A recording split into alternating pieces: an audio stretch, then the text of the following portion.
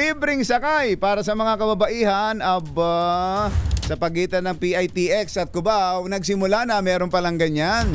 RH 15, Giselle Recaport. Come in, Giselle! Jerry, bilang bahagi nga ng selebrasyon ng Women's Month, may alok itong Philippine Coast Guard na 4 na araw na libreng sakay para sa mga kababaihan. Ayon sa Parañaque Integrated Terminal Exchange, lalarga ang libreng sakay tuwing araw ng Martes, partikular ngayong araw sa March 11, March 18 at sa March 25. Maaari itong i-avail tuwing alas 6 ng umaga at alas 5 ng hapon. Sa mga nasabing petsa, pumunta lamang sa Gate 10B5 ng terminal para ma-avail ang libreng sakay.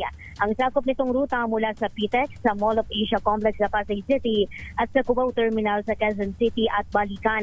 Ayon kay Redentor Mabanta, itong PTEX controller, hindi lang mga babae ang libre, kundi maging yung kanilang mga kasama maski ang mga kalalakihan.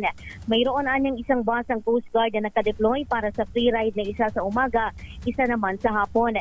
Hindi ba sa 50 individual ang naserbisyohan na ng libreng sakay ngayon lamang umaga? Ang bahagi ang inisyatibang ito ng pagsaludo at pagkilala sa mahalagang papel na ginagampanan ng mga kababaihan sa lipunan. Ito si Giselle Recaport para sa Teaser H1 sa Pilipinas, una sa Pilipino. Thank you, Giselle!